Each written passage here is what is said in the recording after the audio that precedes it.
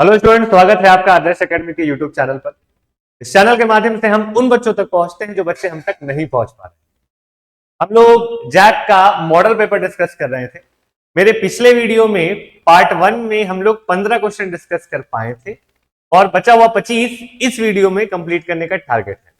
Time waste नहीं करते हैं, स्टार्ट करते हैं हम लोग क्वेश्चन नंबर 16 से।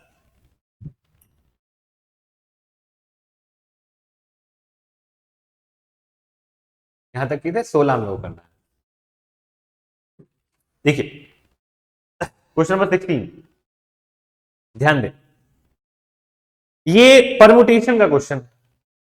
How many 2-digit numbers can be formed from the digits 1, 2, 3 and 4 when repetition of digits is not allowed? When repetition of digits is not allowed, ये चीज है। पूछा जा रहा है कि आप कितने 2 डिजिट का नंबर बना सकेंगे इन 4 डिजिट्स का यूज करके, जहां पर आपको एक डिजिट को एक से ज्यादा बार यूज नहीं करना है, रिपीटेशन अलाउड नहीं है। तो ऐसे सिचुएशन में क्या करते हैं हम लोग, देखिए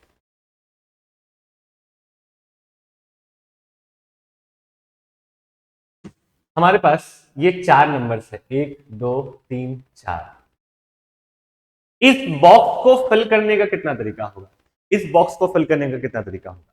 इस बॉक्स में हम लोग कितना नंबर्स डाल सकेंगे, क्या क्या पॉसिबिलिटीज हो सकेगी? या तो हम इसमें 1 डाल सकते हैं, या तो 2 डाल सकते हैं, या तो 3, या तो 4। तो इस बॉक्स को फिल करने का 4 तरीका होगा। इस बॉक्स को फिल करने का 4 तरीका होगा। और इस बॉक्स को फिल करने का, देखिए रिपीटेशन अलाउड नहीं है। रिपीटेशन अलाउड नहीं है कहने का मतलब है कि जो नंबर आप यहां डाल चुके होंगे उसको आप यहां नहीं डाल पाएंगे, जो यहां डाल चुके होंगे उसको यहां नहीं डाल पाएंगे। मान लो कि हम यहां पर 2 डाल चुके हैं, यहां पर हम 2 इंसर्ट कर चुके हैं, तो कौन कौन सा नंबर बचा? बच गया है 1, 3 या 4। तो इसको फिल करने का 3 ही तरीका होगा। इसको फिल करने का 3 तरीका होगा हमारे पास। पहले बॉक्स को फिल करने का 4 तरीका, दूसरे बॉक्स को फिल करने का 3 तरीका। तो टोटल नंबर ऑफ वेज के लिए इन दोनों तरीकों को गुना कर देते हैं, तो हमारे पास आ जाएगा ये 12। 4 इंटू 3 12। 12 ऐसा नंबर आप बना पाएंगे यूजिंग द डिजिट्स 1 2 3 4, जहां पर आप डिजिट्स को रिपीट नहीं कर रहे होंगे। 12 है कि ऑप्शन में? 12 तो है, तो आप 12 को ऑप्ट करिए, ये आपका 12 सही होगा। क्विकली बता दिए, एक बार फिर से बता देते हैं जल्दी से। 2 डिजिट का नंबर बनाना था तो हम 2 को डब्बा बनाए हैं। 2 डिजिट का नंबर तभी बनेगा जब हम दोनों डब्बा को फिल करेंगे। तुमसे हम पूछे कि इस डब्बे को फिल करने का कितना तरीका है, तुम दिमाग लगाए, तुम देखे कि मेरे पास 4 नंबर्स है, तो इस डब्बे को हम 4 तरीकों से भर पाएंगे। या तो हम 1, या तो 2, या तो 3, या तो 4 डाल पाएंगे। तो इसको भरने का 4 तरीका हो गया। रिपीटिशन अलाउड नहीं था, इसका मतलब कि जो नंबर यहां पर है उसको यहां नहीं डालेंगे, जो नंबर यहां पर है उसको यहां नहीं डालेंगे।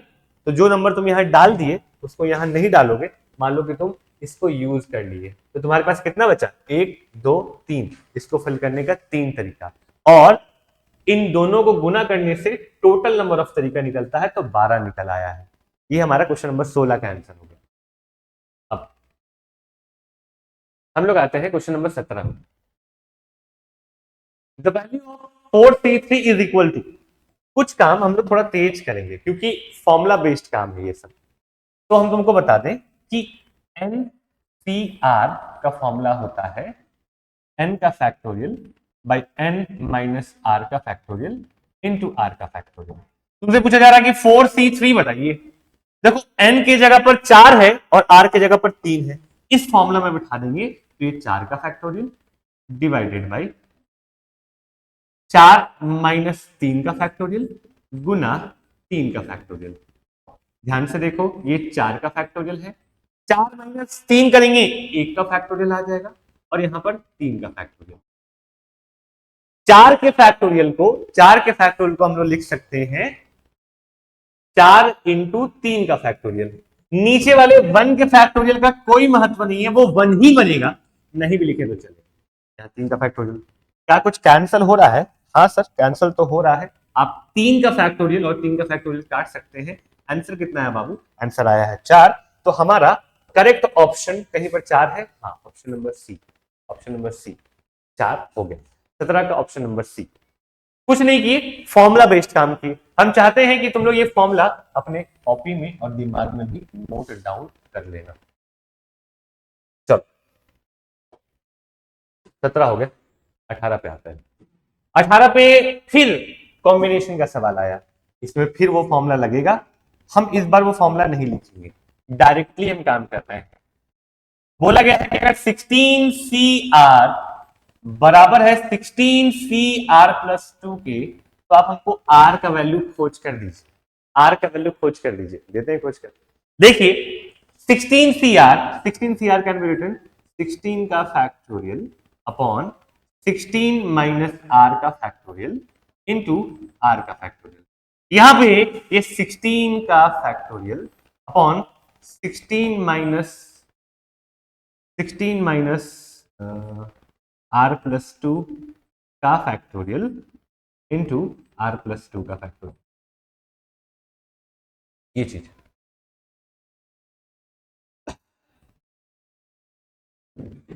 कुछ नहीं किए हैं। फॉर्मूला जो होता है ना, फॉर्मूला लिखे हैं। यहां पर भी फॉर्मूला लिखे हैं। ध्यान दो, एक काम जो तुम लोग कई बार मिस कर जाते हो वो ये है, ब्रैकेट लगाना।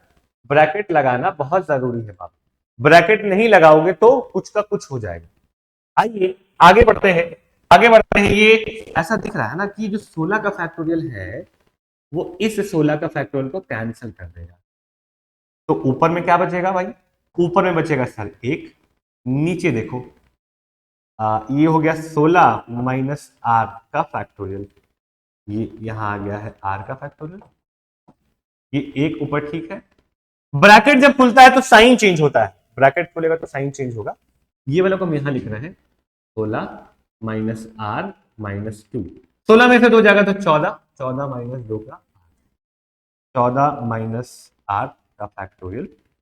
और यहां पे आर प्लस 2 का फैक्टोरियल को हम लोग ऐसा लिख सकते हैं, आर प्लस 2 गुना आर प्लस 1 गुना आर का फैक्टोरियल। इसको लिखा जाता है ऐसे। जैसे 19 का फैक्टोरियल को हम लोग 19 इंटू 18 का फैक्टोरियल लिख सकते हैं। 25 का फैक्टोरियल को 25 इंटू 24 इंटू 23 का फैक्टोरियल। मतलब एक एक घटते भी जाएगा ना, जहां रोकना चाहे वहां रोक सकते हैं। रोकने के साथ आप फैक्टोरियल लगा दीजिएगा। वही काम हम यहां पर किए हैं। इसको हम एलाबोरेट करें, समझाएं। तो क्या किए हैं ना, अगर तुम्हारे पास मान लो कि 8 का फैक्टोरियल रहता है, तो फैक्टोरियल का प्रॉपर्टी है कि हम लोग इसको लिख सकते हैं 8 इंटू 7 इंटू 6 इंटू 5 का फैक्टोरियल। 5 में रोकना चाहे तो 5 में फैक्टोरियल लगा दिए। कोई बोलता कि सर अगर हम 7 में रोकते तो लगा सकते थे। इसको लिख सकते थे 8 इंटू 7 का फैक्टोरियल। ऐसा चीज हो सकता था। तो वही काम यहां पे किए हैं। आर प्लस टू को आर प्लस टू इंटू से एक कम, जैसे 8 से एक कम, 7 से एक कम, एक एक कम करते जा रहे हैं ना। तो आर प्लस टू से एक कम, आर से एक कम। लेकिन कोई पूछा कि आर फैक्टोरियल पे ही क्यों रुके आप? आर फैक्टोरियल पे ही इसलिए रुके क्योंकि हमको इस तरफ आर फैक्टोरियल दिखा है, इस तरफ दिखा है, शायद ये कैंसिल हो जाएगा। कैंसिल करते हैं। तो यहां पे ये r factorial is being cancelled by this r factorial. ठीक है, इतना काम हुआ। जो चीज बच रहा है, जो चीज बच रहा है उसको हम दूसरे पेज में लिख रहे हैं। आप इसको यहां तक समझ चुके हैं। दूसरा पेज हम यूज कर रहे हैं। ठीक है।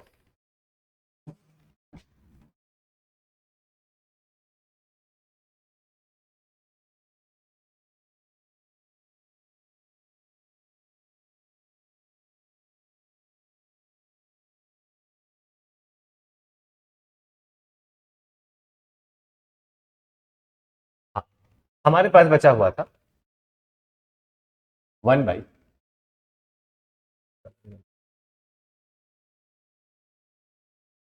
1 बाई, दिख रहा है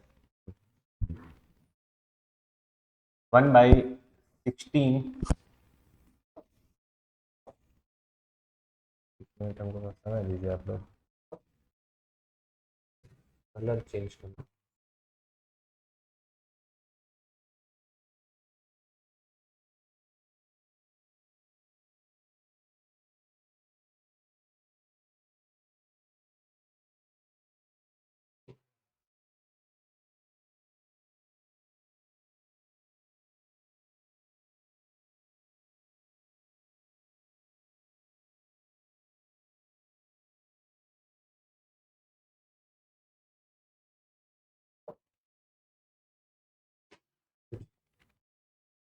हाँ, 1/16 - r का फैक्टोरियल इधर बचा था, और यहां बचा था 1/14 - r का factorial Guna r+2 multiplied by r+1।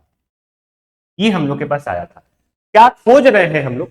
हम लोग खोज रहे हैं r का वैल्यू।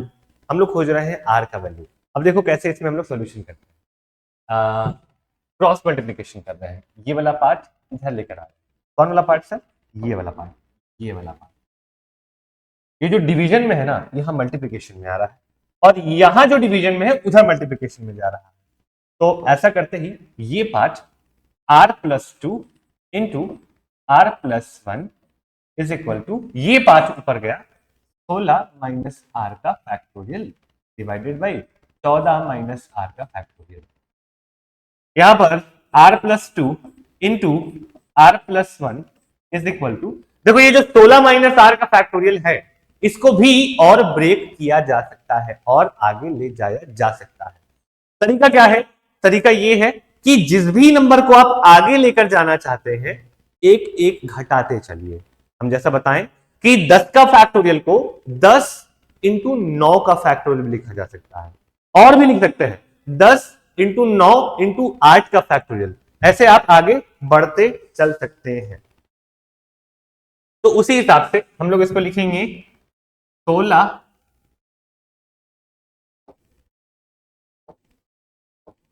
हम लोग लिखेंगे इसको 16 minus r, 16 minus r into एक कम क्या होगा 15 माइनस r, फिर एक कम 14 माइनस r, और यहां फैक्टोरियल लगा के रोक दिए हैं। फैक्टोरियल लगा के रोक दिए हैं। कारण कारण स्पष्ट है, क्योंकि 14 माइनस आर का फैक्टोरियल हमको नीचे दिख रहा है, और लगा कि ऊपर नीचे सेम है तो कैंसिल हो जाएगा। कैंसिल हो जाएगा भाई, तो कर देते हैं। कैंसिल हो गया, 14 माइनस आर का फैक्टोरियल 14 माइनस आर का फैक्टोरियल से कैंसिल हो गया। अब यहां पर आया r+2 into r+1 is equal to 16 minus r into 15 minus r. देखिए, आप इसको क्वाड्रेटिक बना के भी सॉल्व कर सकते हैं, क्वाड्रेटिक बना के भी सॉल्व कर सकते हैं, और हम वही कर देते हैं आपके लिए, आपको ज्यादा आसानी वही लगेगा। नहीं, और आसान एक तो तरीका हम बताते हैं। देखिए, ये दोनों कंसेक्यूटिव नंबर है। कंसेक्यूटिव नंबर का मतलब होता है एक के बाद एक आने वाला, जस्ट अगल बगल आने वाला नंबर। जैसे 17 और 18 कंसेक्यूटिव है, जैसे 19 और 20 कंसेक्यूटिव है, जैसे 99 और 100 कंसेक्यूटिव है।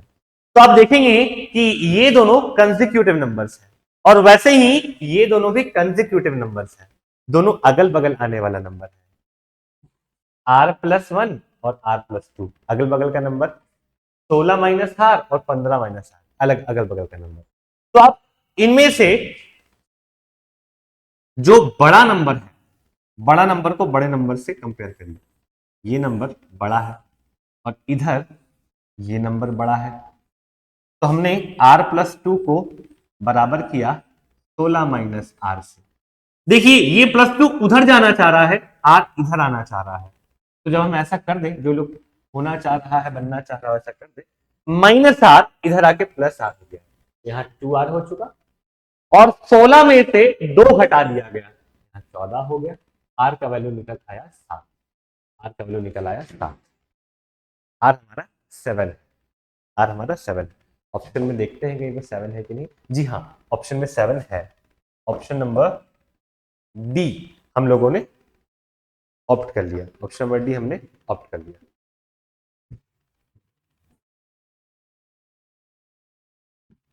ऑप्शन नंबर डी हमने चुन लिया। ये था 18। आगे बढ़ रहे हैं, 18 के बाद 19 पे चलते हैं। ओके, ये बड़ा ही आसान सिंपल कंसेप्ट बेस्ड क्वेश्चन। देखो, किसी भी बाइनोमियल में, किसी भी बाइनोमियल में मान लो कि ऐसा दिया रहा a प्लस बी पर पावर मान लो 16 है, तो इसका एक्सपेंशन करोगे, इसका एक्सपेंशन करोगे, खोलोगे, बाइनोमियल थ्योरम पढ़े होगे तुम लोग, नहीं भी पढ़े हो तो हम जो बता रहे हैं उसको ध्यान से सुनो बस। अगर हम इसको एक्सपैंड करें, तो एक्सपैंड करें, चलो इसको ना करके तुमको एक और चीज दिखाते हैं, इसको एक्सपैंड करें, क्या आएगा, A square plus 2ab plus B, A plus B का होल क्यूब को एक्सपैंड करें, यह आएगा A cube plus 3a square B plus 3ab square plus B cube. देखो पैटर्न देखो, पैटर्न देखो, पैटर्न ये कि जितना पावर है ना उससे एक ज्यादा टर्म है, नंबर ऑफ टर्म्स, टर्म्स की संख्या, कितना टर्म्स है, पावर में अगर 2 है तो 3 टर्म्स है, पावर में अगर 3 है तो 4 टर्म्स है, पावर में 6 रहता तो 7 टर्म्स होता, पावर में 9 रहता तो 10 टर्म्स होता। मतलब पावर में जितना भी नंबर है, जो भी नंबर है, उससे एक ज्यादा टर्म है, उससे एक ज्यादा टर्म है। यहां पूछा जा रहा है कि the number of terms in the expansion of this, घुमाने के लिए ऐसा दे दिया गया है, ठीक है, नहीं घूमेंगे, 1 प्लस एक्स होल पे पावर 4 पे पावर 5, तुम लोग समझदार हो, पावर पे पावर रहता है, पावर पे पावर तो गुना हो जाता है, मल्टीप्लाई हो जाता है, ये 1 प्लस एक्स पे पावर 20 हो गया।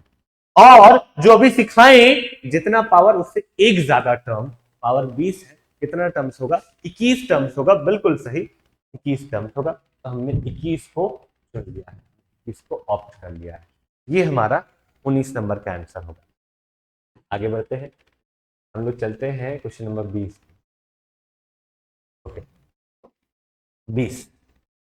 20 में इसका वैल्यू पूछा जा रहा है, पूछा जा रहा है कि बताइए ये क्या होगा। देखिए इसके लिए ना बाइनोमियल थ्योरम आपको थोड़ा बहुत आना चाहिए, नहीं आता है तो कोई बात नहीं, हम है ना, हम बताएंगे आपको, लेकिन पहले बताते हैं कि इसका मतलब क्या है। इसका मतलब ये है कि इस तरह के टर्म्स में, इस तरह के टर्म्स में आपको आर का वैल्यू जो है वो 0 से स्टार्ट करके 10 तक लेकर जाना है। मतलब देखो समझाते हैं। सबसे पहले क्या है, पहले तो इसको देखो, 2 का पावर आर, 2 का पावर आर 10 सी आर, इसमें एक एक करके आर की जगह पर 0 1 2 3 ऐसे ऐसे डालना है। तो हम जब ये वैल्यू डालते जाएं, जब ये वैल्यू डालते जाएं, पहला 2 का पावर 0, फिर 10 सी 0, फिर क्या होगा, फिर होगा 2 का पावर 1, फिर 10 सी 1, फिर क्या होगा 2 का पावर 2, फिर 10 सी 3, फिर क्या होगा, ऐसे चलते जाएंगे सर, चलते जाएंगे और हम लोग अंत में कहां तक पहुंचेंगे, 2 का पावर 10 10 सी 10, 2 का पावर 10 10 सी 10, ये चलते जाएंगे और बीच में इन सभी को ऐड कर दिया जाएगा, इन सारे टर्म्स को जोड़ दिया जाएगा, इन सारे टर्म्स को जोड़ दिया जाएगा। यही इस एक्सप्रेशन का मतलब होता है। ये जो देख रहे हो ना यहां पर, इसको कहते हैं समेशन। समेशन तो शॉर्ट में समझो सम, सम यानी कि जोड़। तो इसको हम लोग जोड़ रहे हैं इन सारे टर्म्स को। कौन कौन से सारे टर्म्स को, ये पहला, ये दूसरा, ये तीसरा, ऐसे करते करते सारे टर्म्स को हमने जोड़ दिया। ये इस एक्सप्रेशन का मतलब है, ये इस एक्सप्रेशन का मतलब है कि हम लोग ने इसे जोड़ दिया है, सम कर दिया है। अब ध्यान से,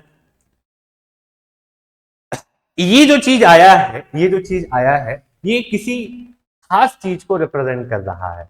अभी तुरंत हम आपको बताते हैं, लेकिन पहले इंश्योर हो ले, हम पक्का कर ले कि आपको ये समझ में आया है कि नहीं। क्या किए हैं, क्या किए हैं बता रहे हैं हम इस टर्म को, इस एक्सप्रेशन को, इस एक्सप्रेशन को, इस एक्सप्रेशन में आर के जगह पर वैल्यूज चेंज किए हैं। कहां से स्टार्ट किए हैं? 0, फिर 1, फिर 2। अरे देखो, गलती पकड़ा है ना यहाँ पर, गलती हम लोगों से यहाँ पर हुआ है वो ये कि हमने यहाँ पे 3 लिख दिया है। 3 नहीं होगा, इट शुड बी 2। ठीक है, तो 0, 1, 2 ऐसे करते करते करते हम लोग 10 तक गए हैं। ठीक है, 10 तक गए क्योंकि बोला गया था कि 0 से स्टार्ट करके 10 तक जाइए, तो हम गए, ये चीज हुआ, ये एक्सप्रेशन ऐसा है। अब हम आपको कहानी में थोड़ा सा पीछे लेकर चल रहे हैं, इसको हटा रहे हैं, इसको रोक रहे हैं। हम वापस से अपने इस बोर्ड पर आ गए। आपको बता दें कि a प्लस बी पर पावर n जो है वो ऐसा होता है, nc0, a पर पावर n, b पर पावर 0, nc1, a पर पावर n माइनस 1, b पर पावर 1, nc2, a पर पावर n माइनस 2, b पे पावर 2, और ये सिलसिला चलता रहता है। अंत में nCn, a पर पावर 0, b पर पावर n, यहां तक जाते हैं हम लोग। ये कहलाता है बाइनोमियल थ्योरम का एक्सपेंशन। बाइनोमियल थ्योरम में बाइनोमियल एक्सपेंशन कहते हैं, ये दो टर्म्स का एक्सपेंशन कहलाता है, एक्सपेंशन। अब देखो जरा, तुम्हारे पास जो चीज आ रहा है, तुम्हारे पास जो चीज आ रहा है उससे मिलता जुलता है। पहला वाला था 10C0, 10C0 2 पे पावर 0। दूसरा था 10C1 2 पे पावर 1। तीसरा था 10C2 2 पे पावर 2। और ये चलते चलते चलते चलते 10C10 2 पे पावर 10 था। तुम बोलोगे सर ये कहां मिल रहा है, ये कहां मिल रहा है? आप जो लिखे हैं येलो में, आप जो येलो में लिखे हैं उसमें तो दो दो टर्म्स हैं, और आप जो रेड में लिख रहे हैं उसमें तो एक एक टर्म्स है। हम बोले रुको जरा, अभी तुमको दिखाते हैं। ये जो हमारा रेड वाला वर्जन है, हमारा रेड वाला जो वर्जन है 10C0 2 पर पावर 0, 2 पर पावर 0। अगला था 10C1 2 पर पावर 1। फिर था 10C3, नहीं 10C2 2 पर पावर 2। अंत में था 10C10 2 पर पावर 10। यहां पर एक और नंबर मौजूद है, वो नंबर है 1, 1 पे पावर 10। यहाँ नंबर है 1, 1 पे पावर 9। यहाँ है 1, 1 पे पावर 8। यहाँ है 1, 1 पे पावर 0। आप पाएंगे कि ये अब ऊपर वाले से मैच खा रहा है, ऊपर वाले से मैच खा रहा है। हमारे यहां पर ए की जगह पर बैठा हुआ है 1 और बी की जगह पर बैठा हुआ है 2। तो अगर हमको ऊपर वाले एक्सप्रेशन का राइट हैंड साइड दिखने लगा तो वो लेफ्ट हैंड साइड के बराबर होगा। राइट हैंड साइड दिखने लगा तो वो लेफ्ट हैंड साइड के बराबर होगा। हमारे लिए ए का वैल्यू होगा 1, हमारे लिए बी का वैल्यू होगा 2, और एन यानी जो सी के सिर पर बैठा हुआ है, एन यानी जो सी के सिर पर बैठा हुआ है, हमारे लिए सी के सिर पर कौन बैठा हुआ है? हमारे लिए सी के सिर पर 10 बैठा हुआ है, तो हम लोग इनके सिर पर 10 बैठा देंगे, इनके सिर पर 10 बैठा देंगे। और 1 प्लस 2 मिलकर कितना हो जाएगा? 3। तो 3 का पावर 10 बन जाएगा, 3 का पावर 10। आइए देखते हैं कहीं ऑप्शन में है कि नहीं 3 का पावर 10। 3 का पावर 10 है, हम लोगों ने 3 का पावर 10 चूज कर लिया है। देखिए, बाइनोमियल थोड़ा सा उटपटांग अजीब सा चैप्टर है, अजीब नहीं है, बड़ा इंटरेस्टिंग है, लेकिन थोड़ा प्रैक्टिस खोजता है। अगर आप बाइनोमियल कभी नहीं पढ़े हैं तो आपको परेशानी हो रहा होगा इस सवाल में। खैर, हम कोशिश किए कि जहां तक आपको समझा पाए। अब हम आगे बढ़ते हैं, लिमिटेड समय है, हमको इसको समेटना है, इसलिए अभी हम इसमें रुक रहे हैं। तो मेरा मन कह रहा है कि हमको इसको और एक्सप्लेन करना चाहिए। हम आगे बढ़ते हैं। 21 क्वेश्चन नंबर 21 पे ध्यान दिया जाए। 21 पे एक बात बोला गया है कि A1 जो है वो 3 है, A1 जो है वो 3 है और उसका सारा टर्म्स इस नियम को फॉलो कर रहा है, इस नियम को फॉलो कर रहा है। कौन सा नियम? n is 3an minus 1 plus 2, इसको फॉलो कर रहा है। हमको खोज के देना है कि A3 का वैल्यू कितना होगा। A3 से पहले A2 निकाल लेते हैं और A2 निकालने के लिए इस वाले पैटर्न पे हम n के जगह पर 2 डालेंगे। हम n के जगह पर 2 डालेंगे। जब n की जगह पर 2 डालेंगे ना बाबू, तो देखो क्या मिलेगा। 2 डालने पर ये बन गया A2 और यहां आ गया ये 3a। n की जगह पर 2 डाल रहे हैं, 2 माइनस 1 हो जाएगा प्लस 2। A2 जो निकल आया 3 टाइम्स ऑफ A1। A1 कितना भाई? A1 कितना भाई? 3 है सर, प्लस 2। 9 प्लस 2 कितना आ गया? 11। A2 आ चुका 11, A2 आ चुका है हमारा 11। ठीक है, अब A3 निकालने के लिए n की जगह पर 3 डालना चाहिए। इसमें n की जगह पर 3 डालेंगे तो यहां पर मिलेगा A3 is equal to 3 times of, n की जगह पर 3 डालें, 3 माइनस 1, 3 में से 1 जाएगा तो 2 बचेगा। A2 plus 2, 3। A2 का वैल्यू कितना निकाले हैं? 11 निकाले हैं। 33 प्लस 2, हाँ ऑप्शन में तो दिख रहा है 35। तो ऑप्शन नंबर डी ऑप्ट कर लिया। ऑप्शन नंबर डी हमने चुन लिया। Option number D 21, 22।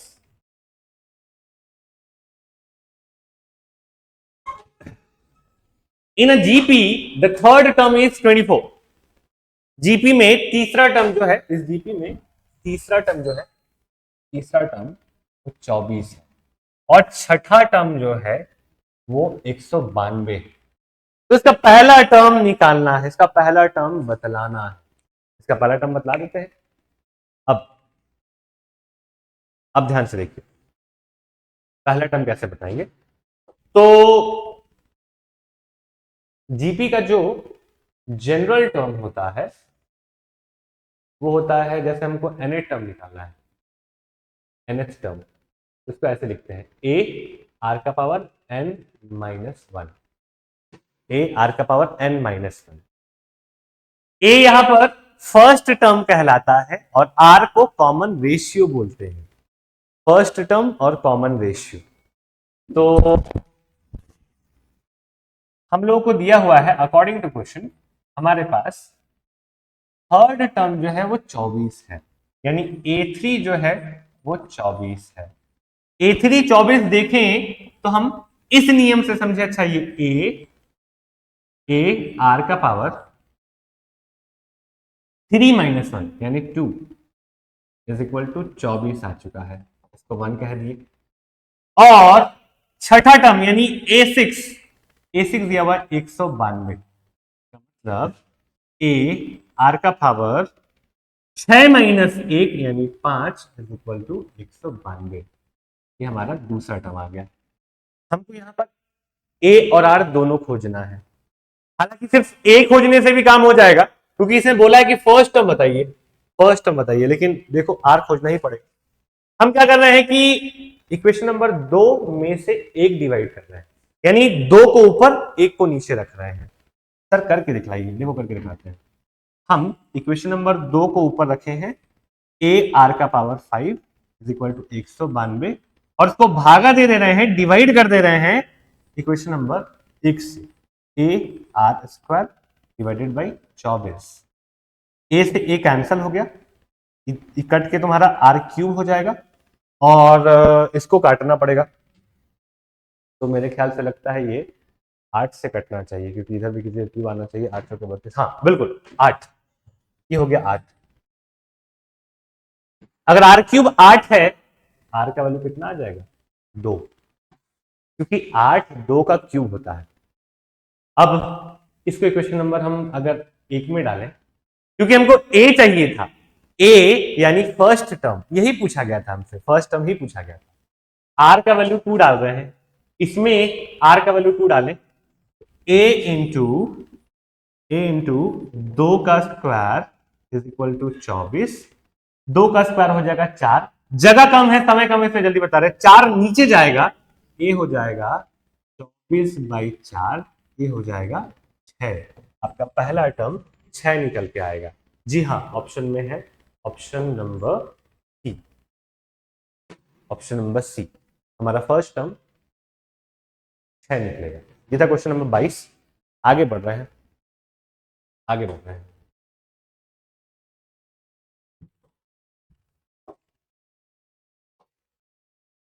देखिए सवाल समझिए, the arithmetic mean of two numbers 3 and x is 15। 3 और x का अरिथमेटिक मीन जो है वो 15 है। 3 और x का अरिथमेटिक मीन 15 है। तो इन्हीं दोनों का यानी 3 और x का ज्योमेट्रिक मीन क्या होगा? तो पहले हम आपको बता दें कि दो नंबर्स का अरिथमेटिक मीन और ज्योमेट्रिक मीन क्या होगा।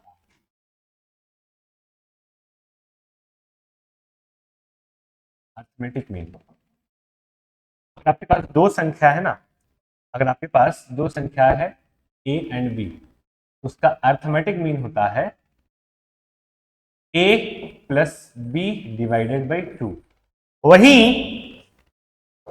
अगर आपसे कोई ज्योमेट्रिक मीन पूछ दे किसका, उन्हीं दो संख्या का या कोई भी दो संख्या का, तो आपको बताना है जिसका ज्योमेट्रिक मीन होता है root over a into b. इस कंसेप्ट का हमको इस्तेमाल करना है और आगे बढ़ना है। देखो 3 और x का अरिथमेटिक मीन दिया हुआ है 15। हमको तो मालूम है कि अरिथमेटिक मीन होना चाहिए 3 प्लस एक्स बटा 2। अरिथमेटिक मीन 15 दिया हुआ है, तो 15 is equal to 3 plus x by 2। थोड़ा तेज कैलकुलेशन कर रहे हैं, 2 इधर जाके 15 से गुना हो जाएगा, 15 दूनी 30, ये 3 इधर आके इसको घटा देगा, x तुमको मिल जाएगा 27। x तुमको 27 मिल जाएगा। अब जब तुम x खोज लिए, अब जब तुम x खोज लिए, तुम्हारा दूसरा नंबर है 27, पहला नंबर है 3, तो तुम्हारा पहला नंबर है 3, दूसरा नंबर है 27, तो तुम्हारा जो ज्योमेट्रिक मीन होगा वो हो जाएगा रूट ओवर 3 गुना 27, यानी रूट ओवर 81, जो कि कितना निकल आएगा 9। तो तुम्हारा आंसर होगा 9। 9 नंबर तुम्हारा, 9 नंबर नहीं, option number b 9 answer. Clear?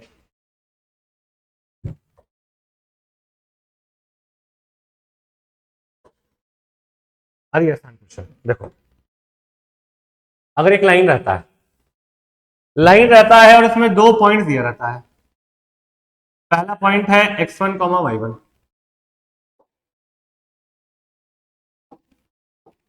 पहला पॉइंट है x1, y1, और दूसरा पॉइंट होता है x2, y2।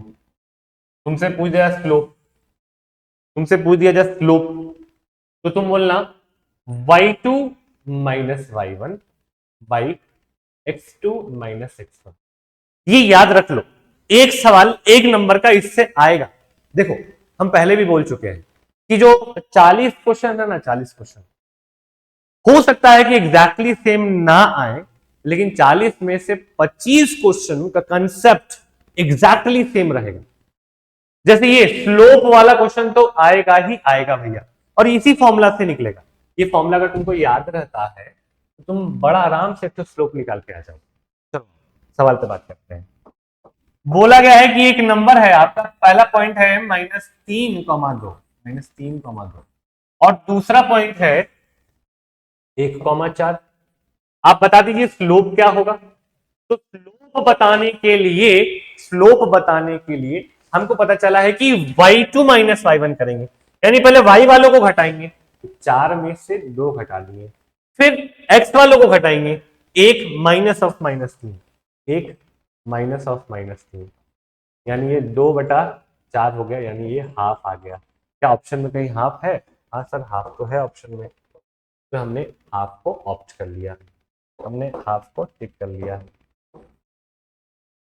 लो, आसान, सिंपल, साधारण कंसेप्ट, आगे बढ़ रहे हैं। 24 हो गया, तो हम लोग चलते हैं 25 की तरफ।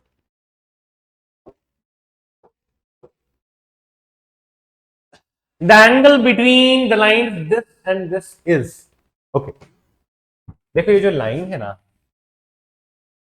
लाइन है 2x minus y plus 3 is equal to 0। Angle बताने के लिए पहले हमको स्लोप निकालना पड़ेगा लाइन का, और लाइन का स्लोप निकालने के लिए हमको उसको स्लोप इंटरसेप्ट फॉर्म में लाना पड़ेगा। क्या क्या बोल रहे हैं सर, पढ़े ही नहीं चैप्टर, समझ में नहीं आ रहा। देखो समझो, जो समझा रहे हैं उसको बस पकड़ो। अगर तुम्हारा लाइन, अगर तुम्हारा line y is equal to M X plus C के फॉर्मेट में रहता है ना, तो इसको कहते हैं स्लोप इंटरसेप्ट फॉर्म। क्या बोलते हैं? Slope intercept form. क्या है इस पैटर्न में? देखो लेफ्ट हैंड साइड में y अकेला है, राइट हैंड साइड में परिवार का बाकी लोग हैं, और x का जो कोफिशिएंट है, x का जो कोफिशिएंट है वही स्लोप कहला रहा है, वही स्लोप कहला रहा है। तो हम ऊपर वाले लाइन को इस फॉर्मेट में लाने का कोशिश करते हैं।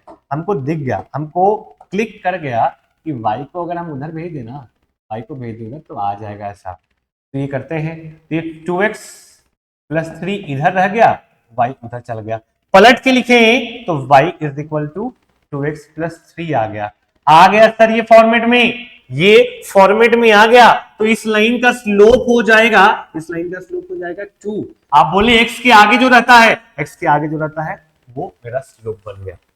ओके, दूसरा लाइन है x plus 2y plus 3 is equal to 0। y को एक तरफ रख के बाकी सबको उधर भेज दो, भगा दो सबको उधर। तो ये x उधर जा रहा है, 3 उधर जा रहा है, इधर दोनों पॉजिटिव है, उधर जाके दोनों नेगेटिव। 2y जो है वो minus x plus, sorry minus x minus 3 हो जाएगा। क्या ये फॉर्मेट में है? नहीं है सर, y अकेला होना चाहिए, यहां दो मल्टीप्लाइड है, दो को नीचे भेजेंगे तो y निकल आएगा -1/2 गुना x माइनस 3/2। हाँ ये फॉर्मेट में आ गया है, ये फॉर्मेट में आ गया है। x के आगे जो नंबर है, x के आगे जो संख्या है वही इसका स्लोप होगा। इसका स्लोप कितना निकल आया? -हाफ। स्लोप निकल आया -हाफ। अब कंफ्यूजन ना हो, कंफ्यूजन ना हो इसलिए इसका नाम हम m1 रख देते हैं, इसका नाम रख देते हैं। ये इतना चीज आप सीख गए, बहुत समय लगता है बच्चों लोगों को सीखने में, आप तुरंत सीख गए। एक और प्रॉपर्टी है, एक और प्रॉपर्टी है, अगर दो लाइंस के स्लोप को, ध्यान से सुनना, अगर दो लाइंस के स्लोप को मल्टीप्लाई करने पर -1 आ जाए, कैसे बोले, अगर दो लाइंस के स्लोप को, अगर दो लाइंस के स्लोप को, पहला लाइन का स्लोप है m1, दूसरा लाइन का स्लोप है m2, गुना करने पर अगर -1 आ जाए, गुना करने पर अगर -1 आ जाए तो उन दोनों लाइंस को हम लोग परपेंडिकुलर बोलेंगे, परपेंडिकुलर। यहां पर भी देखो, पहला लाइन का स्लोप जो है वो 2 है, दूसरा लाइन का स्लोप है वो -हाफ है। तो जैसे ही तुम 2 गुना -हाफ करोगे ना, तो तुमको कितना मिल जा रहा है? -1। हाँ ये तो सेटिस्फाई कर रहा है सर, तो सेटिस्फाई कर रहा है मतलब कि ये दोनों लाइंस, ये दोनों लाइंस आपस में परपेंडिकुलर होगा। और परपेंडिकुलर मतलब कि एंगल कितना? परपेंडिकुलर मतलब कि एंगल 90 डिग्री सर, परपेंडिकुलर यानी कि एंगल 90 डिग्री। आप ऑप्शन नंबर ए को टिक करिए, ऑप्शन नंबर ए को चुनिए, ठीक है। ये था क्वेश्चन नंबर 25, आगे बढ़ते हैं।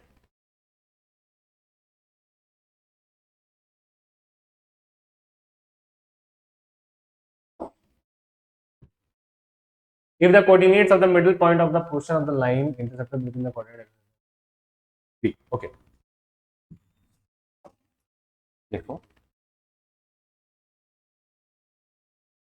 हमको ऐसा कम उम्मीद लग रहा है कि हम इसमें भी 40 का 40 क्वेश्चन करवा पाएंगे। कितना समय हो गया?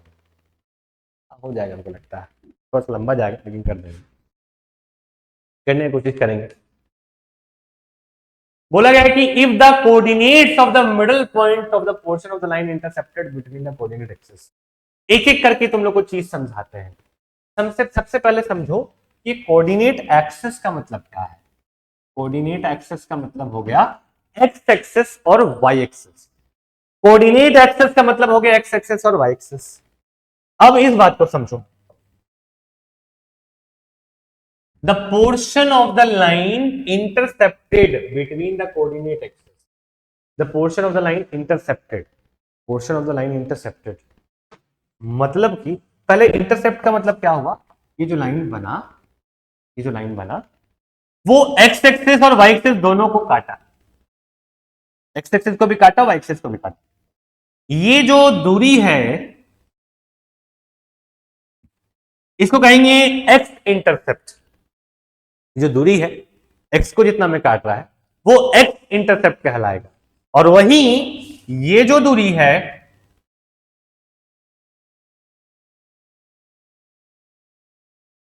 ये कहलाएगा वाई इंटरसेप्ट।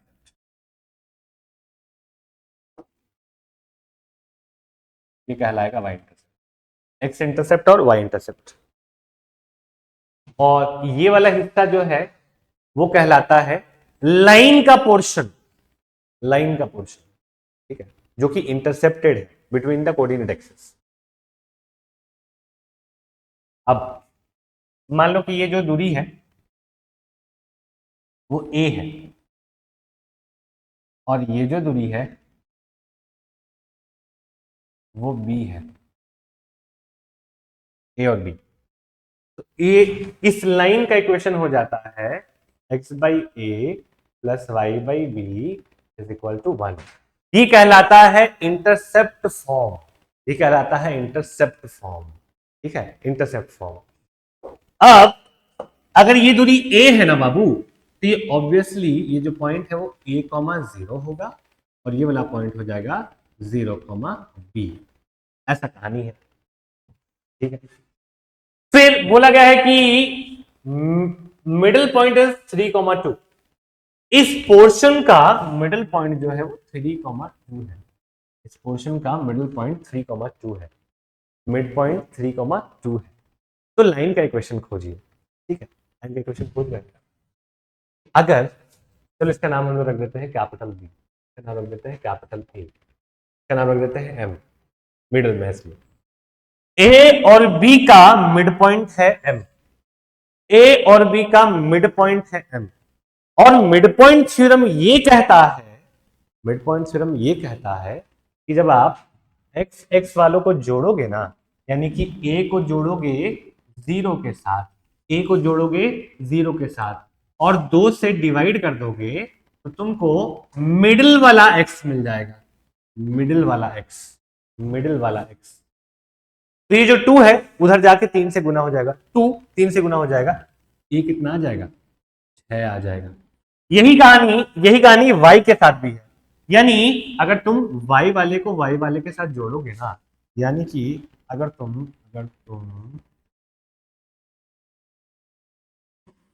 अगर तुम 0 को b के साथ जोड़ोगे और 2 से डिवाइड कर दोगे तो तुमको ये मिल जाएगा 2। 2 कौन सा 2, ये वाला 2। तो b कितना आ गया, b आ गया 4, a आ गया है 6, b आ गया है 4, a 6 और b 4 है। इस इक्वेशन में डालने से काम बन जाएगा। इस इक्वेशन में डालें x by a plus y by b is equal to 1। ये तुम्हारे लाइन का इक्वेशन बन जाएगा, ये तुम्हारे लाइन का इक्वेशन बन जाएगा। देखिए, क्योंकि हम लोग क्लास में पढ़ाते हैं जैक बोर्ड के बच्चों को, तो हम लोग को पता है कि इस सब चीज तक पहुंच पाने में उन लोग को बहुत समय लगता है, खुद से बनने में क्वेश्चन समय लगता है इस चैप्टर में। तो अगर आप स्ट्रेट लाइंस पढ़े हैं तो आपका रिवीजन हो रहा होगा, आपको सब चीज समझ में आ रहा होगा। लेकिन अगर आप एक भी बार नहीं पढ़े हैं तो आपको सिर्फ मेरा आवाज तो नहीं पड़ रहा होगा और आप ताक रहे होंगे, आपको समझ में कुछ नहीं आ रहा होगा। चलिए आगे बढ़ते हैं, लेकिन इसको थोड़ा सॉल्व कर लें। इसका हमको लगता है कि एलसीएम लेने पर तुम यहां पर लेकर आ रहे हैं, उसको जो लाए थे उसको सॉल्व कर रहे हैं। x by 6 plus y by 4 is equal to 1। LCM लिए तो 12 आया, यहां पर आया 2x यहां पर आया 3y इज इक्वल टू 1, यानी 2x plus 3y is equal to, नीचे वाला 12 इधर गया, 2x plus 3y is equal to 12। यहीं पर ऑप्शन था क्या? हाँ, पहला ही वाला ऑप्शन है, 2x plus 3y is equal to 12। ये कुछ किए नहीं, यही वाला पार्ट है, यही वो आंसर है, बस एलसीएम ले लिए है ना तो आंसर आ गया। ठीक है, ये था क्वेश्चन नंबर 26।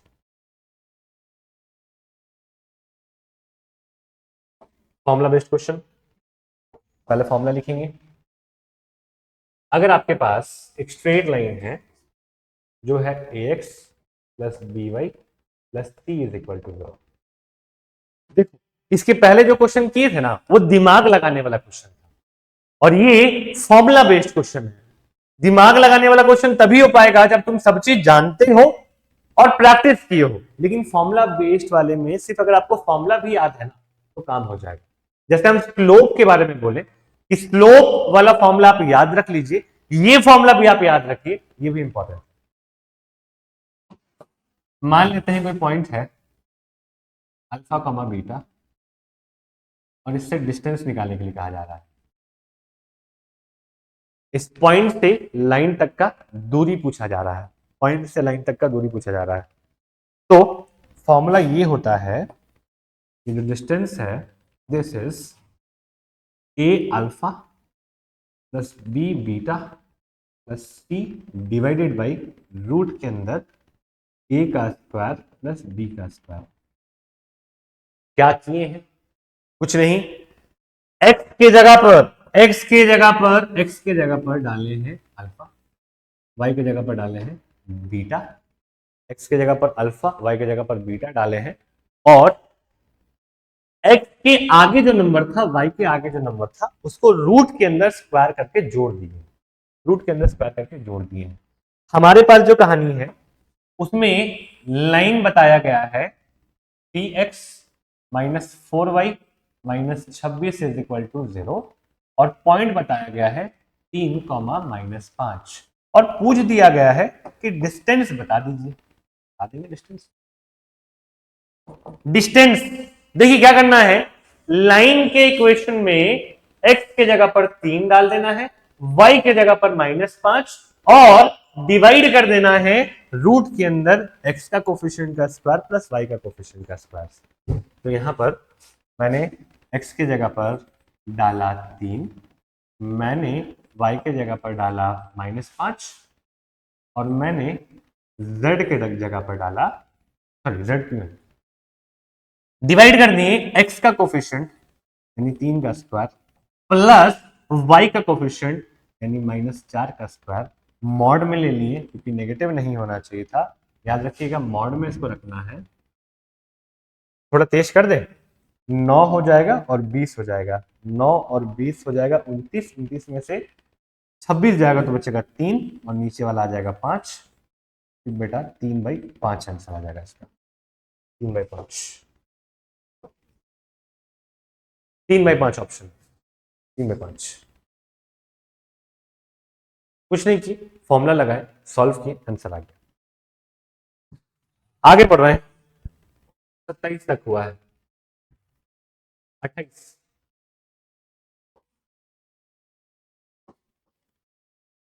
28 में देखो ध्यान से, x square plus y square plus 8x plus 10y minus 8 is equal to 0। इसमें हम लोग निकालेंगे पहले जी कैसे निकलेगा? जी क्या होता है? तो sir x x x square नहीं, एक्स के आगे जो संख्या रहता है, यानी इंग्लिश में एक्स का कोफिशिएंट, एक्स का कोफिशिएंट है उसको निकालना और 2 से डिवाइड कर लेना, एक्स का कोफिशिएंट निकालना और 2 से डिवाइड कर लेना, कितना आ जाएगा? 4। एफ क्या है? एफ होगा y का कोफिशिएंट डिवाइडेड बाई 2, आ गया 5, और h f जो हो जाएगा, h जो हो जाएगा वो वाला कांस्टेंट हो जाएगा, constant with the sign minus r. अगर एफ जी एच निकाल लियो बाबू, एफ जी एच निकल चुका है, तो तुम्हारा जो रेडियस होता है ना वो होता है रूट के अंदर एफ का स्क्वायर प्लस जी का स्क्वायर माइनस एच, ये भी फॉर्मूला है।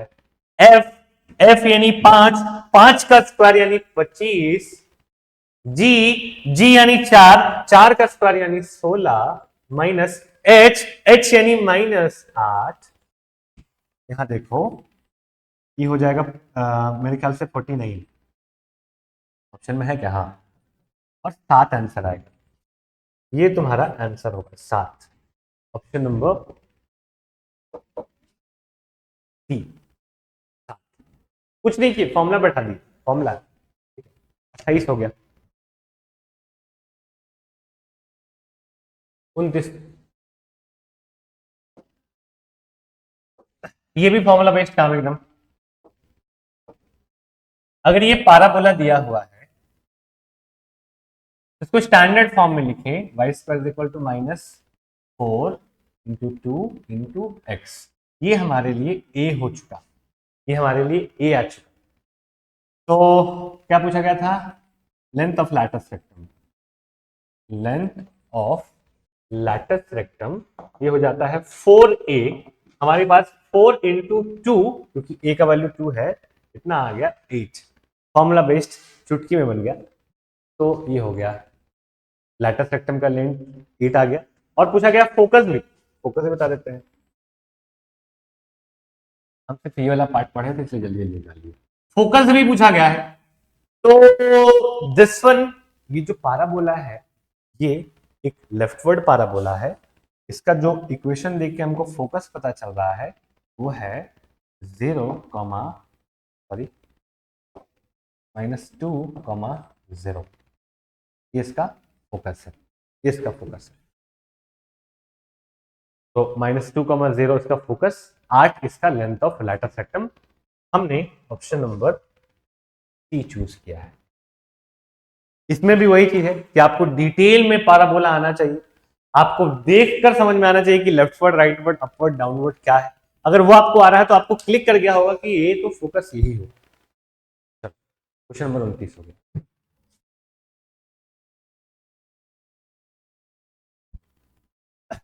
30,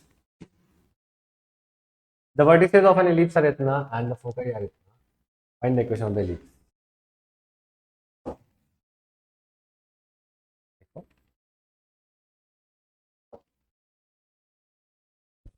वर्टिसेस एक्स एक्सेस में है, तो ये जो इसका जो वर्टिसेस होता है वो होता है +-a, 0, और ये दिया गया है +-5, 0। कंपेयर करने से a का वैल्यू 5 निकल आया, a का वैल्यू 5 आ गया। ये होता है और ये दिया गया है, ये होता है और ये दिया गया है, तो a का वैल्यू 5 ही होगा। अब फोकई क्या होता है? फोकई होता है +-ae, 0, और दिया गया है +-4, 0, +-4, 0। इसका मतलब कि ae जो है वो 4 होता होगा, e जो है वो 4/a होता होगा। a निकाले हैं 5, e जो है वो 4/5 होता होगा। आओ जरा, e का फॉर्मूला है √1 - b²/a², और दिया गया है 4/5। हमारा अगला टारगेट है b का वैल्यू खोजना। इधर से रूट उधर भेज रहे हैं, रूट भेजे उधर, रूट उधर गया भाई, 1 - b²। ए कितना था भैया? ए था 5, 5 का स्क्वायर लिख दे। रूट इधर आया, स्क्वायर हो गया 16/25। इसके नीचे कुछ नहीं, मतलब 1 है। एलसीएम आ गया 25, ये 25 इधर गया, 25 - b² = 16/25। 25 - b² आ गया 16। सॉल्व कर लोगे, b का वैल्यू 3 आ जाएगा। जगह और समय कम था इसलिए कर लिया। हमको लगता है इतना तुम लोग कर ही लो, वीडियो के इस एंड तक पहुंचे हो तो इतना तुम लोग को समझ में आ रहा होगा। दाएं बाएं करोगे ना तो b का वैल्यू आ जाएगा 3। तो इक्वेशन ये होता है पाराबोला का, x का स्क्वायर बाई a का स्क्वायर, a का स्क्वायर यानी 5 का स्क्वायर, प्लस y का स्क्वायर बाई b का स्क्वायर, b का स्क्वायर यानी 9। ये इतना होना चाहिए। कौन सा ऑप्शन है भाई? कौन सा ऑप्शन है? तो पहला ही वाला ऑप्शन है। पहला ही वाला ऑप्शन, पहला वाला ऑप्शन आ गया। क्लियर है? आगे बढ़े। देखो ये बात 3 क्वेश्चन, 30 क्वेश्चन।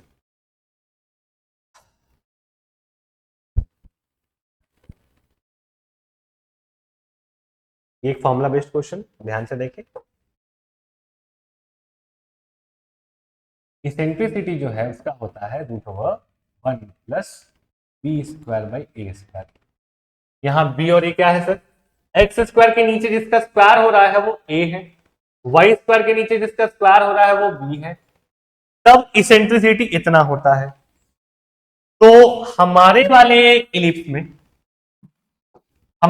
इलिप्स में x square by 9 minus y square by 16 is equal to 1। यहां इसेंट्रिसिटी हो जाएगा √1 प्लस बी का स्क्वायर यानी 16 डिवाइडेड बाई ए का स्क्वायर यानी 9। अब आप एलसीएम लीजिएगा, यहाँ 9 प्लस 16 आ जाएगा डिवाइडेड बाई 9, यहाँ आ जाएगा 25 बाई 9 रूट में, जो कि बन जाएगा 5/3, जो कि बन जाएगा 5/3। इसेंट्रिसिटी है क्या 5/3 है? हाँ सर, ऑप्शन नंबर बी ही है 5/3। कुछ नहीं, फॉर्मूला बेस्ड क्वेश्चन। आगे बढ़ रहे हैं। ये भी एक नया फॉर्मूला बेस्ड क्वेश्चन, ध्यान दें। इसके लिए आपको क्या जानना चाहिए? इसके लिए आपको जानना चाहिए कि limit x tends to a पर x का पावर n माइनस a का power n by x minus a हो जाता है n a का power n minus 1। n a का पावर n माइनस 1 होता है। यहां पर जो सवाल दिया गया है ना, लिमिट x टेंड्स टू 1 पे x का power 15 minus 1 by x minus 1। देखो ये जो 1 है, इस 1 को हम 1 का पावर 15 लिख सकते हैं। अब ये एग्जैक्टली ऊपर वाले फॉर्म में आ गया, ये हूबहू ऊपर वाले फॉर्म में आ गया। ऊपर वाले में n जो है पावर वो नीचे उतर आता है, n नीचे उतर आता है, हमारे लिए 15 नीचे कूद कर आएगा। और a पर n माइनस 1 होता है, तो 1 पर 15 माइनस 1 हो जाएगा। देखो बात ऐसा है ना कि 1 पे कुछ भी पावर जाए वो 1 ही रहने वाला है। 1 गुना 15 will be what? 15। Option number B, option number B. Clear है? Formula based question.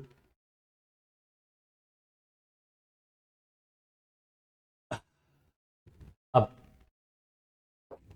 ये थोड़ा समझा पाना मुश्किल होगा, क्योंकि ये सवाल है 3D का, और थ्री डायमेंशन में हम लोग इसको इमेजिन करके समझते हैं। बड़ा ही आसान लगता है जब क्लासरूम में बच्चा लोग बैठा रहता है, उन लोग को पढ़ाना, उन लोग को बताना, लेकिन यहाँ पे पता नहीं तुम लोग कैसे समझोगे। फिर भी हम कोशिश करते हैं। देखो ये ऊपर जो जा रहा है वो z एक्सिस है, जो इधर आ रहा है वो x है, और जो इधर आ रहा है वो y है। 3 एक्सिस है, 3 एक्सिस। आप इसको इमेजिन करिए, हम बना रहे हैं 2D, लेकिन आपको इसको 3D समझना है, 3 डायमेंशन। तो अब हम इसको पीला जो बना रहे हैं, ये जो है ये वाला पार्ट, ये y डैश, y का नेगेटिव, ये x डैश है, x का नेगेटिव, और ये z डैश है, z का नेगेटिव। ये जो 3 एक्सेस है, ये पूरे स्पेस को 8 हिस्सों में बांट दिया। 8 हिस्सा, 8 हिस्सा, 8 हिस्सा में सबका नाम ऐसा रखा गया है। अगर हम किसी एक हिस्से में खड़े हैं, हम किसी एक कमरे में खड़े हैं, एक, मेरे बगल वाला 2, पीछे 3 और मेरे पीछे 4, ऐसे घूम रहे हैं हम लोग, 1 2 3 4। वही चीज नीचे है, 1 2 3 4। हम सोचे थे कि इसके लिए मॉडल बना के लाएंगे, लेकिन समय नहीं मिल पाया। तो हमको वैसा एक्सिस बताना है जिसमें कि हमको वैसा ऑक्टेंट बताना है जिसमें कि ये लाई करता हो। अब तुम देखो ये तीनों ही नेगेटिव है, तीनों ही नेगेटिव है, एक्स भी नेगेटिव है, वाई भी नेगेटिव है, जेड भी नेगेटिव है। कौन सा इलाका है भाई जहां पे तीनों नेगेटिव पहुंच रहा हो, जहां पे तीनों पीला वाला पहुंच रहा हो? तो हम आपको बताते हैं इमेजिन करके। मेरा एक्स पॉजिटिव इधर है, एक्स नेगेटिव इधर होगा, वाई पॉजिटिव इधर है, वाई नेगेटिव इधर होगा। तो 1 2 3 4 5 6 7, सातवां ऑक्टेंट में, सातवां ऑक्टेंट में, सातवां ऑक्टेंट में ये तीनों ही नेगेटिव रहेंगे, सातवां ऑक्टेंट। ठीक है, हमको मालूम है कि हम क्या क्या किए ऐसे ऐसे, आपको उसको समझ में नहीं आया, लेकिन सामने रहते तो बात अलग रहता। आप इमेजिन करिए कि आठों ऑक्टेंट है, अपने हिसाब से सोचिए, इमेजिनेशन में लाइए और फिर आप खुद पता चल जाएगा कि कौन सा पॉइंट किस ऑक्टेंट में है। ये था 32, 33। बोला गया है कि एक स्क्वायर है, एक स्क्वायर है, स्क्वायर में क्या खास बात है तो तुम लोग जानते ही हो। स्क्वायर में खास बात है कि इसका साइड ना सेम रहता है, चारों साइड सेम रहता है। उसका डायगोनल जो है, उसका जो डायगोनल का एक्सट्रीम पॉइंट्स है वो आपको दे दिया गया है, डायगोनल का एक्सट्रीम पॉइंट्स आपको दे दिया गया है। आप जोड़ के, इन दोनों को जोड़कर इसका लेंथ निकाल सकते हैं। क्या क्या डायगोनल का एक्सट्रीम पॉइंट्स है? 1 -2 3, और इसका है 2 -3 5। ये जो डायगोनल है इसको अगर हम डी से डिनोट करें तो भाई मेरे ये जो होगा वो होगा √2 -1, यानी 1 का स्क्वायर। अरे भैया 2 में से 1 जाएगा तो 1 ही ना बचेगा, -3 -2, यानी ये -1 बचेगा, -1 का स्क्वायर। 5 -3 यानी कि 2, 2 का स्क्वायर। क्या यूज कर रहे हैं सर? हम यूज कर रहे हैं डिस्टेंस फॉर्मूला, 3D में डिस्टेंस फॉर्मूला यूज कर रहे हैं। ये आ गया 1 + 1 + 4, यानी आ गया √6। ठीक है, √6 आ गया। अब हमसे पूछा गया है कि the length of the side, length of the side मतलब कि ए बताना है हमको, ए। तुम यहां देखोगे कि एक राइट एंगल ट्राइंगल है, राइट एंगल ट्राइंगल है तो पाइथागोरस थ्योरम फॉलो होगा, यानी ए का स्क्वायर प्लस ए का स्क्वायर विल बी डी का स्क्वायर, ए का स्क्वायर प्लस ए का स्क्वायर विल बी डी का स्क्वायर, यानी 2a का स्क्वायर विल बी डी का स्क्वायर। 2a का स्क्वायर, डी कितना भैया? डी है √6, √6 का स्क्वायर करेंगे तो 6 आ जाएगा, ए का स्क्वायर आ जाएगा 3 और ए आ जाएगा √3, ये आ जाएगा √3। √3 है ऑप्शन में? हाँ √3 तो है, तो हमने √3 को चूज कर लिया, √3 को हमने चूज कर लिया। ठीक है, क्वेश्चन नंबर 33 था ये। चलते हैं क्वेश्चन नंबर 34 में।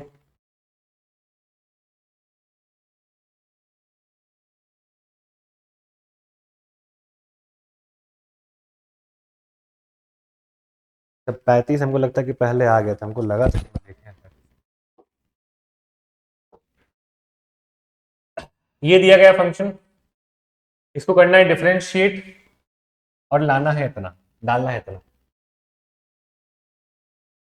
देखिए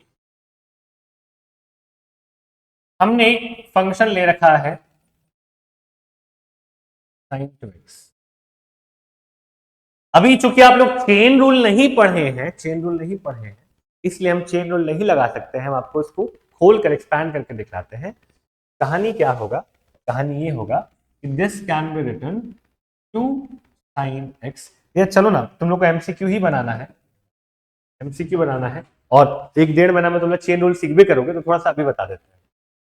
क्या होता है कि डिफरेंशिएट करेंगे, डिफरेंशिएट करेंगे तो जो है, जो डिफरेंशिएशन होता है, जैसे साइन का डिफरेंशिएशन हो जाता है कॉस, साइन का डिफरेंशिएशन हो जाता है कॉस। साइन जो पकड़े हुए था वही कॉस को पकड़ाएंगे, साइन जो पकड़े हुए था वही कॉस को पकड़ाएंगे, लेकिन अंतर ये है ना, अंतर ये है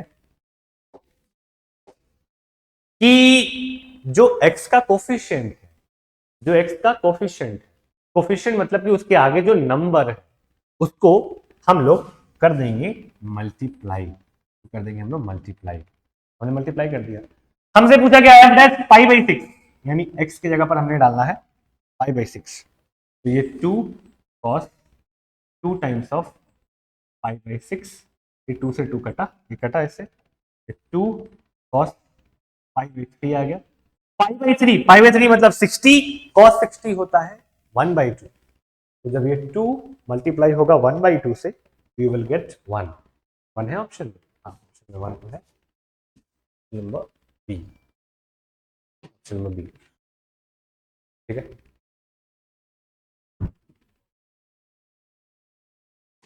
चौतीस के बाद 36 हमको लगता है मिसप्लेस हो गया है, हमें कंफर्म कर लेते हैं, 35 हाँ बोले ना, 35 था, 31 बाद 35 आ गया था। सीक्वेंसिंग थोड़ा सा गड़बड़ाया है, लेकिन फर्क नहीं पड़ता, हम लोग सारा क्वेश्चन अटेम्प्ट कर ले रहे हैं। अब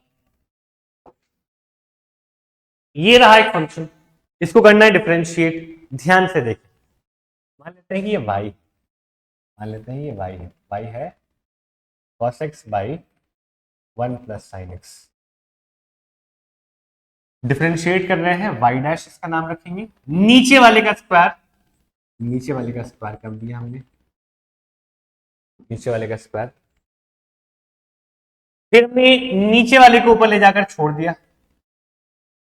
फिर ऊपर वाले का डिफरेंशिएशन, कॉस का डिफरेंशिएशन माइनस साइन, फिर लगाना है माइनस, कॉस को हमने छोड़ दिया, 1 का डिफरेंशिएशन 0, साइन का डिफरेंशिएशन कॉस, ये कहलाता है कोशेंट रूल, कोशेंट रूल कहते हैं, y dash is equal to, ये अंदर गया minus sine x, minus sine square x, minus cos square x divided by 1 plus sine x का स्क्वायर। जरा देखो और बताओ कि इस वाले पार्ट से हम लोग क्या कॉमन निकाल सकते हैं। जी बिल्कुल सही, हम लोग निकाल सकते हैं माइनस बाहर, माइनस निकालेंगे तो क्या बच जाएगा, बचेगा बचेगा sine square plus cos square, जो कि हो जाता है 1, अल्टीमेटली हम लोग को मिलने वाला है -1 minus sine x divided by 1 plus sine x का स्क्वायर, ऊपर में से माइनस बाहर निकालने 1 प्लस साइन एक्स बचेगा, नीचे में 1 प्लस साइन एक्स का स्क्वायर है, ये एक ठो कटा, -1 अपॉन 1 प्लस साइन एक्स बच जाएगा। क्या ऑप्शन में ऐसा कुछ है? हाँ, option number C, option number C ऐसा है, ऑप्शन नंबर सी ऐसा है, ठीक है।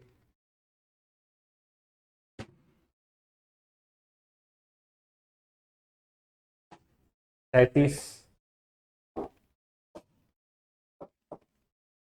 फॉर्मूला बेस्ड क्वेश्चन, वेरिएंस दिया हुआ है और स्टैंडर्ड डेविएशन पूछा जा रहा है, जानते हो बड़ा आसान चीज है, स्टैंडर्ड डेविएशन और वेरिएंस में क्या फॉर्मूला है, स्टैंडर्ड डेविएशन जो है होता है रूट ओवर वेरिएंस, वेरिएंस कितना दिया हुआ है 144, इसका रूट कितना हो जाएगा 12, स्टैंडर्ड डेविएशन जो तुम्हारा हो जाएगा 12,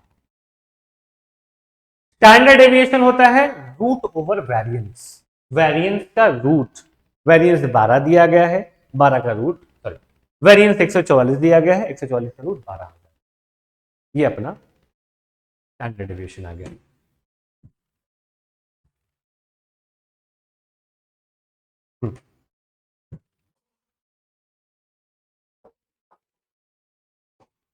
देखो बोला गया in a leap year the probability of having 53 Sundays और 53 मंडेज इज, एक लीप ईयर में क्या संभावना है कि 53 संडे या 53 मंडे आता हो। लीप ईयर में टोटल 366 डेज होगा, 366। अगर हम यहाँ पे 7 से डिवाइड करें 366 को, एक बार में तो नहीं, 5 बार में तो चल जाएगा 35, और यहाँ जाएगा 1, यहाँ 2 बार में 14, 2 बच जाएगा। यानी कि अगर हम लोग इसको ऐसे समझे ना कि ये 366 डेज, इसको हम लोग समझ सकते हैं कि ये 52 वीक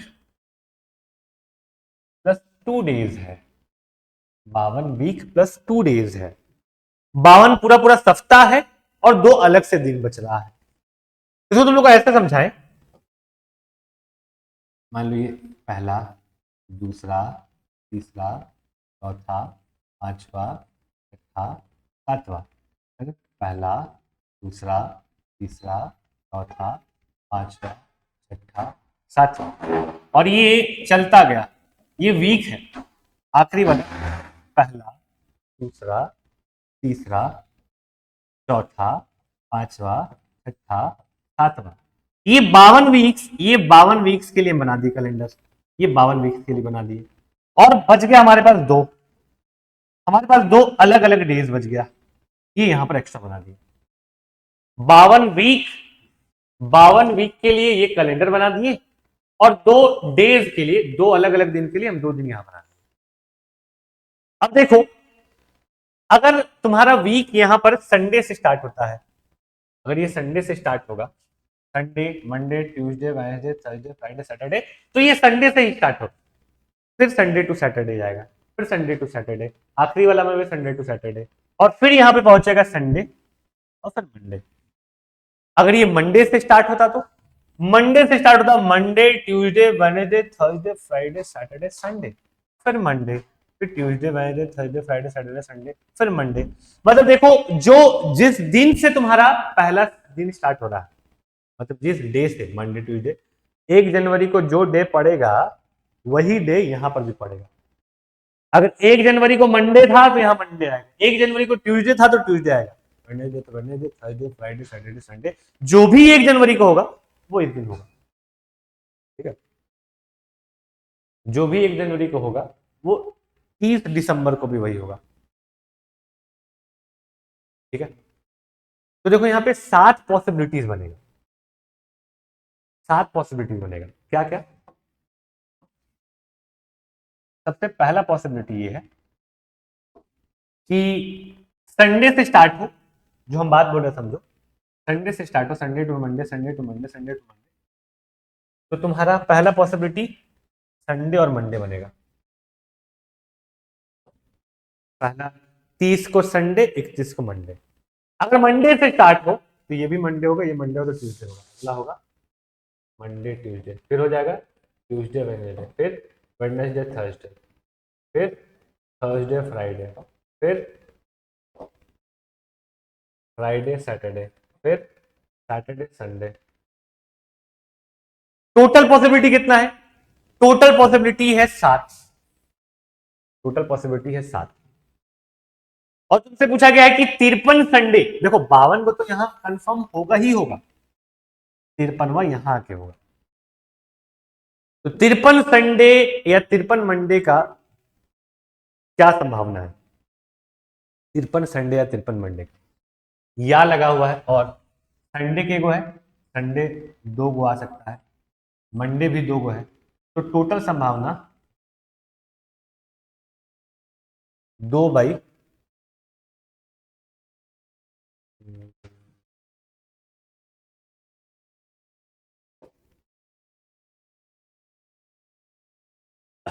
संडे और मंडे बोला है, 53 संडे और 53 मंडे, टोटल यहां पॉसिबिलिटी तो 7, टोटल पॉसिबिलिटी यहां पर 7 है,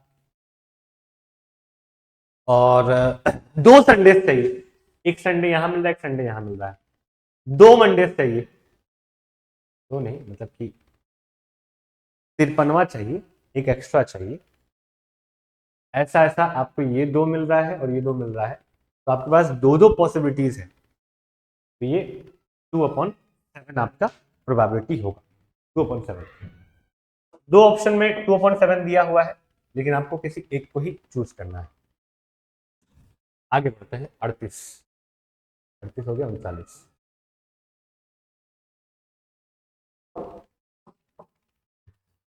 The probability of getting exactly 2 tails in tossing a coin is thrice is क्या? एक कॉइन को 3 बार टॉस कर रहे हैं, क्या क्या पॉसिबिलिटीज है? Tail tail tail, head head head, tail head head, head tail tail, tail tail head, head head tail, tail head tail, head tail head. 1 2 3 4 5 6 7 8, total 8 possibilities, total 8 possibilities है। और आपसे पूछा गया है probability of getting exactly 2 tails, exactly 2 tails. Exactly 2 tail कहां कहां मिल रहा है? एक तो यहां मिल रहा है, एक यहां मिल रहा है, एक यहां मिल रहा है। 3 लोग मेरे फेवर में है, 3 लोग मेरे फेवर में है, टोटल 8 है। 3/8 मेरा प्रोबेबिलिटी होगा। Our probability will be 3/8, option number A, 3/8।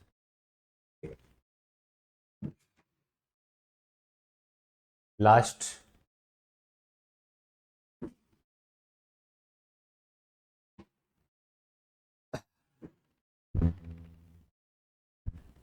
the probability of getting a total of 10 in a single throw of 2 dice।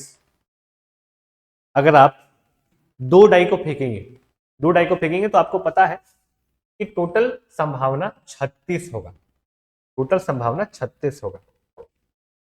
आपसे पूछा जा रहा है कि जो दोनों डाइस आ रहा होगा, कितने ऐसे डाइस होंगे जिनका की जोड़ने पर, सम करने पर 10 आता हो। एक वाले में तो कोई नहीं होगा, 2 वाले में भी कोई नहीं होगा, 3 वाले में कोई नहीं होगा, 4 वाले में होगा 4 6, 5 वाले में होगा 5 और 5, 6 वाले में होगा 6 और 4। यही 36, टोटल 36 लोगों में से सिर्फ इन्हीं 3 के पास ऐसा प्रॉपर्टी है कि इनके दोनों नंबर्स को जोड़े तो 10 आ जाए। हमको उसी का प्रॉपर्टी पूछा गया था।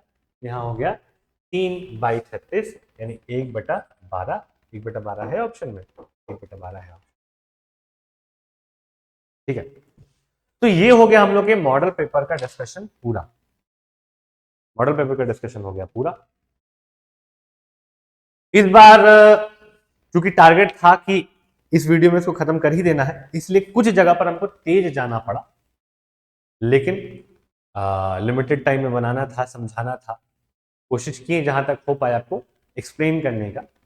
उम्मीद करते हैं कि ये जो वीडियो हमारी तरफ से जा रहा है फिजिक्स, केमिस्ट्री, मैथ्स, बायोलॉजी का, ये आप लोग के लिए बहुत हेल्पफुल रहेगा। अपना फीडबैक जरूर छोड़ें कमेंट बॉक्स पर, बताएं कि कैसा लग रहा है।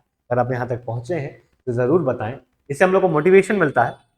और रिजल्ट अगर आपका अच्छा जाए या एग्जाम अच्छा जाए, कुछ भी कंट्रीब्यूशन रहा होगा इस वीडियो के माध्यम से, तो आप जरूर आकर एग्जाम के बाद आकर वीडियो में लिखिएगा कि सर फायदा हुआ है।